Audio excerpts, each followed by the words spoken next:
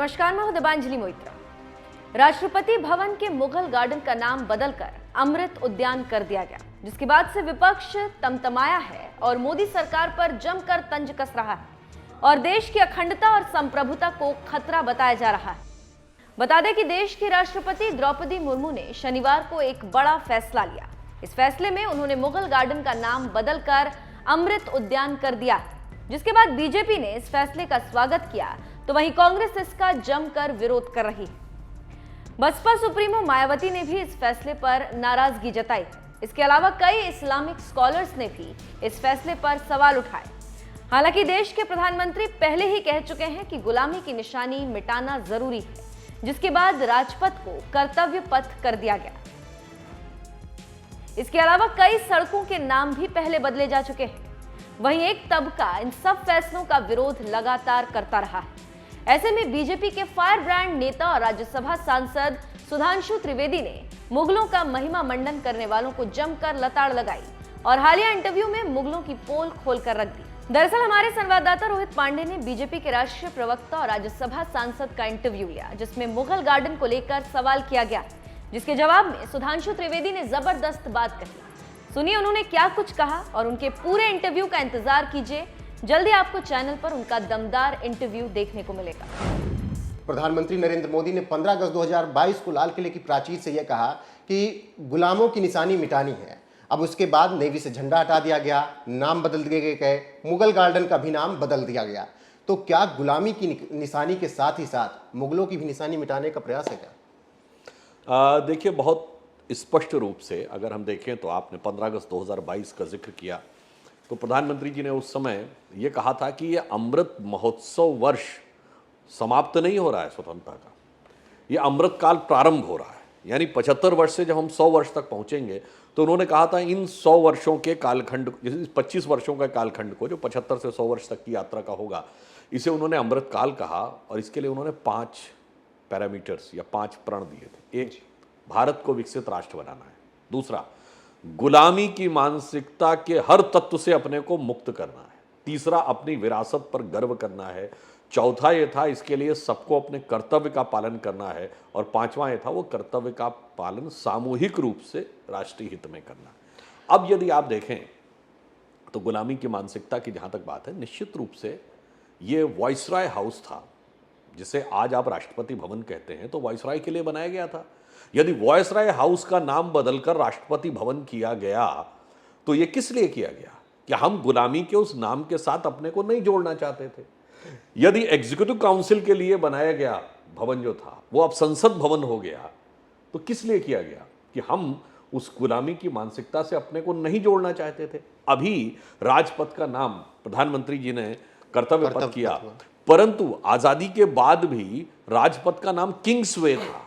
और यदि किंग्सवे से बदलकर उसको राजपथ किया गया, तो ये इसलिए था कि गुलामी की मानसिकता से नहीं जोड़ना चाहते थे। तो उसी प्रकार से यदि मुगल गार्डन का नाम बदलकर अमृत उद्यान किया गया है, और आप खुद सोचिए, अमृत उद्यान, ये दोनों शब्द कितने मधुर हैं और कितनी सकारात्मक अनुभूति देते हैं। और दूसरी तरफ मुगल वर्ड से क्या याद आता है? आक्रमण, मार काट। इस प्रकार की चीजों को याद करने की बजाय यदि अमृत तत्व की अनुभूति हो और उसके बाद भी यदि किसी को इसमें आपत्ति नजर आए, तो मैं कहना चाहूंगा कि उसके लगता मस्तिष्क में बहुत विष भरा है, तभी उसे अमृत में भी सकारात्मकता नजर नहीं आ रही। तो क्या हम फिर मान लें कि जैसे हम आ रहे थे हुमायूं रोड भी हमें दिखा, तो आगे ये भी परिवर्तन दिखेंगे हमें? देखिए, एक बहुत दुख का विषय था कि भारत की राष्ट्रीय राजधानी में पूरे मुगल बादशाहों के पूरे खानदान, मतलब बाबर से लेकर औरंगजेब तक के पूरे खानदान के नाम की सड़कें हैं, परंतु छत्रपति शिवाजी महाराज के नाम की सड़क आपको ध्यान हो तो बताइए लुटियंस जोन में, महाराणा प्रताप के नाम की सड़क हो तो बताइए। और तो छोड़ दीजिए, हम तो कहते हैं मुस्लिम समाज में हमने औरंगजेब का नाम बदलकर, रोड का नाम बदल के डॉक्टर कलाम के नाम पे किया। तमाम लोग आके छाती पीटने लगे कि औरंगजेब के नाम पे रहना चाहिए। अरे क्या कलाम साहब का कंट्रीब्यूशन और क्या औरंगजेब। चलिए, मैं दूसरी बात कहना चाहता हूँ, ये जो गंगा जमुनी तहजीब की बात करते हैं, तो ये तो औरंगजेब के बड़े भाई दारा शिकोह ने शुरू की। दारा शिकोह के नाम पे एक छोटी सी सड़क है राष्ट्रपति भवन के पीछे। अब मैं पूछना चाहूँ, सैयद इब्राहिम रस खान, इतने बड़े कृष्ण भक्त के कवि, उनके नाम पे कोई सड़क? नहीं। मलिक मोहम्मद जायसी जिन्होंने पद्मावत जैसा महाकाव्य लिखा जिसमें अलाउद्दीन खिलजी को खलनायक दिखाया, उनके नाम पे कोई सड़क? हम ये कहना चाहें अब्दुल रहीम खान खाना, हिंदी के इतने बड़े कवि, अकबर के सेनापति, उनके नाम पे कोई सड़क? बुल्ले शाह के नाम पे कोई सड़क नहीं? बाबर, तुगलक, औरंगजेब के नाम की सड़क?